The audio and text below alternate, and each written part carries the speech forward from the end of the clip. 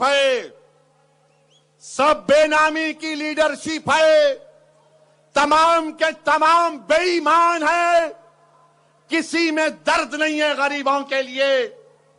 अपनी रूह को बेच चुके, अपनी सोच को बेच चुके। बताओ, ऐसे पुराशुभ दौर में जरूरत इस बात की है कि प्रकाश अंबेडकर साहिब की तरह एक बहादुर आदमी को कामयाब करें। और मेरे अजीज दोस्तों और बुजुर्गों, मैं जानता हूं आज 2 अक्टूबर है, मैं जानता हूं, थोड़ा बहुत हिस्ट्री को पढ़ा हूं, मोदी साहब को उतना नहीं पढ़ा, उन्होंने तो बहुत पढ़े हुए हैं। क्या क्या नहीं पढ़े नहीं मालूम, और कौन सी किताब पढ़े नहीं मालूम। मेरे भाई सुनो, सुनिए सुनिए सुनो, 2 अक्टूबर है, मैं बड़ी जिम्मेदारी और अदब के साथ कह रहा हूं। पहले भी कहा था, आज फिर कह रहा हूं, और जब तक जिंदा रहूंगा कहता रहूंगा। वो मेरी बात यह है कि हिंदुस्तान में अगर कोई सबसे बड़ा लीडर गुजरा है तो वो गांधी नहीं, बाबा साहेब अंबेडकर है। वो बाबा साहेब अंबेडकर है। मुसलमानों सुनो, मैं क्यों कह रहा हूं तुमको तारीख नहीं बताते ये तमाम जनियोदारी लोग, ये तमाम जुल्म करने वाले तारीख नहीं बताते। तारीख में आया है कि 9 फरवरी 1946 में यही बाबा साहेब अंबेडकर ने कॉन्स्टिट्यूशन की ड्राफ्टिंग कमेटी को लेटर लिख कर दिया, और बाबा साहिब ने कहा कि हिंदुस्तान के माइनॉरिटीज के लिए एक सुपरवाइजर को रखो, ताकि वो सुपरवाइजर हिंदुस्तान के माइनॉरिटीज के फलाह बहबूद के लिए काम कर सके। किसने कहा था ये? बड़े बड़े लीडर गुजर गए ना, जिनके नाम से हर चौरस्ता उनके नाम से है, ट्रेन का डब्बा उनके नाम से है, दवाखाना उनके नाम से है, फ्लाईओवर उनके नाम से, सब उनके नाम से। मगर बाबा साहिब अंबेडकर ने लिख कर दिया 9 फरवरी 1946 को कि माइनॉरिटीज के लिए एक सुपरवाइजर बनाना चाहिए। 60 इयर्स के बाद, 60 साल के बाद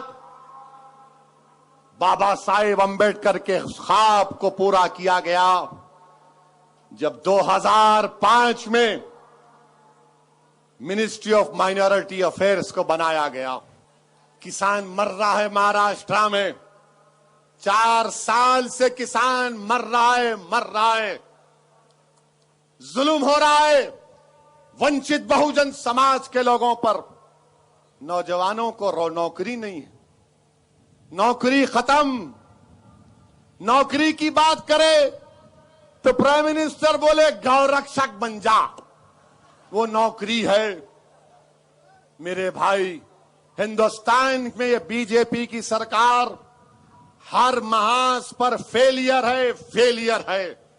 नौजवानों को नौकरियां नहीं है। पेट्रोल 100 रुपये हो गया मोदी जी, 100 रुपीज हो गया मोदी जी। अब चाय पीना, पेट्रोल डलाना, क्या करना बोलो हमको आप? 100 रुपये लीटर। मगर प्राइम मिनिस्टर बोल रहे मन की बात। क्या तुम्हारा मन है, क्या तुम्हारी सोच है नहीं मालूम, मगर हिंदुस्तान का गरीब तो बर्बाद हो गया। मगर हमारी परेशानी एक और है, इधर मोदी है तो दूसरी तरफ कोई और ही है। यूं है, मैं मनसरोवर को चला गया, मैं फुला हूं, कांग्रेस पार्टी बोल रही कि हमारे डीएनए में ब्राह्मणों का खून है। एक तरफ मोदी, एक तरफ डीएनए ब्राह्मणों का खून। कहां जाएंगे आप बताओ? सोचो बहुजन वंचित समाज के लोगों, मैं पैगाम दे रहा हूं हिंदुस्तान के मेरे उन हिंदुस्तानियों को जो चाहे किसी मजहब के हो, जो इंसाफ चाहते हैं। मैं आपसे कह रहा हूं कि एक तरफ बीजेपी की नाकाम पॉलिसियां, दूसरी तरफ ये कांग्रेस का खुला जात पात की पॉलिटिक्स, कि कांग्रेस के लोग कहते हैं कि हमारे डीएनए में ब्राह्मण है, तो फिर हमारा डीएनए किसका है बताओ? हमारे डीएनए में इंसान नहीं है हम? किसने कहा तुमको? क्या संविधान में कहा गया कि डीएनए की बुनियाद पर इंसान कहलाएंगे? यही सोच है। इस सोच को तोड़ना है, इस सोच से मुकाबला करना है। और अगर तुम याद रखो, मैं इस दुनिया में कितना जिंदा रहूंगा नहीं मालूम, मेरी जिंदगी का भरोसा नहीं है, मगर कल आपका है, फ्यूचर आपका है, मुस्तकबिल आपका है। आप उठ जाओ, खड़े हो जाओ। अगर आप उठ जाएंगे, खड़े हो जाएंगे, तो हमारे बच्चे, ये जो मासूम बच्चे आज हैं, इनका मुस्तकबिल रोशन होगा। अगर आप सिर्फ ये जलसा सुनकर, थालियां मारकर, नारे मारकर चले जाएंगे, तो फिर याद रखो हमारे मुकद्दर में नाइंसाफी लिखी जाएगी। उठो, बदलो अपने आप को, डरने और घबराने की जरूरत नहीं है।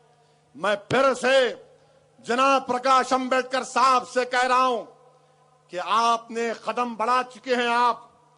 हम आपके साथ ठहरेंगे, हम आपके पीछे ठहरेंगे। आप हमारे भाई की तरह हैं, हम आपके भाई की तरह हैं। हमारे मसाइल एक हैं, हमारे प्रॉब्लम एक हैं। कोई नाई हो, कोई वड्डर हो, कोई दंगर हो, कुछ भी हो, वो भी गरीब है, परेशान है।